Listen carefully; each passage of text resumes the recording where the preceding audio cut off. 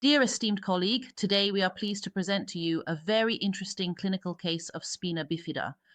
Through this specific case study, we will demonstrate in detail how it is possible to make an accurate diagnosis by carefully identifying both the direct and indirect signs of the condition.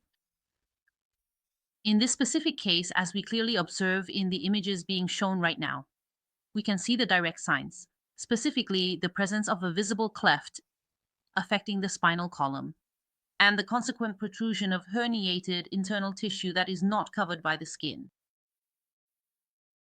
Let us take a moment to clarify that in reality, there are two distinct types of spina bifida.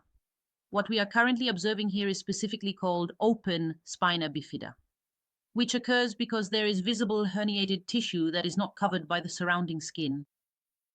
In the case of what is known as closed spina bifida, prenatal diagnosis is almost entirely impossible to detect since the spinal cleft itself remains very small and subtle.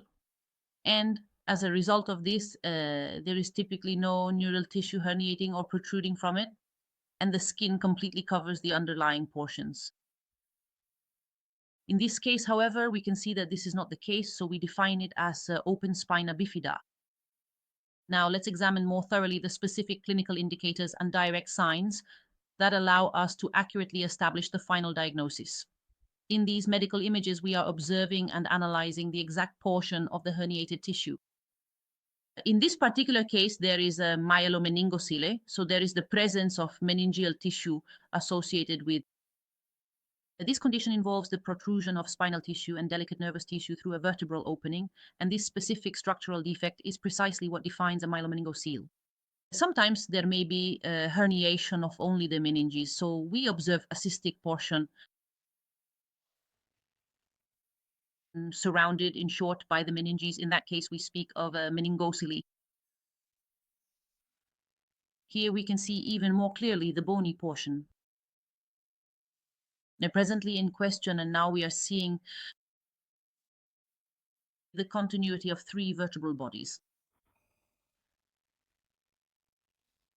Now that we have thoroughly examined and studied these primary signs, let us turn our attention toward a detailed analysis of the category of indicators known as indirect signs, which are certainly no less important for our overall understanding, because sometimes the diagnosis is made precisely through these. First of all, let's take a close look at the so-called lemon-shaped head, or the lemon sign, which is primarily caused by the this involves the downward displacement and descent of the underlying nervous tissue structures toward the posterior regions of the cranial vault. Consequently, as a direct result of this shift, the frontal bony portion begins to take on what is known as this distinctive and classic lemon-shaped appearance. In these images, we are observing the cerebellum, but we will see the posterior cranial fossa even more clearly in the following images.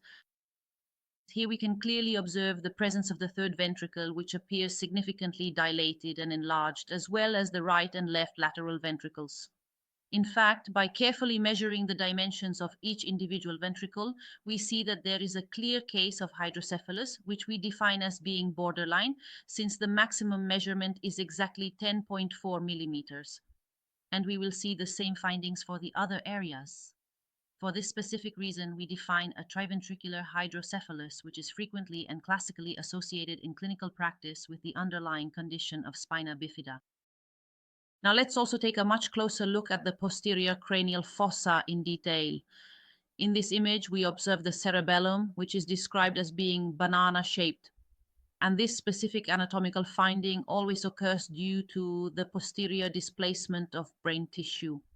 As a direct result of these changes, there is also a total and complete disappearance of the cisterna magna.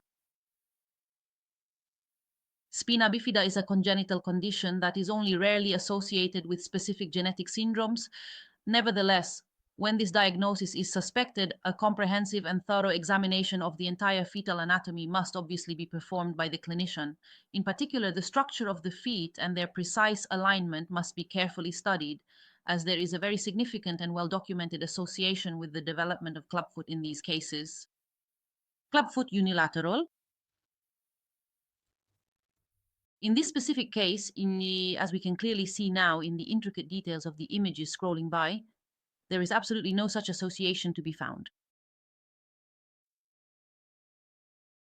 What is the management now to be established? The pregnant woman is definitely referred for a detailed neonatology consultation and also for a specialized consultation with a neurosurgeon.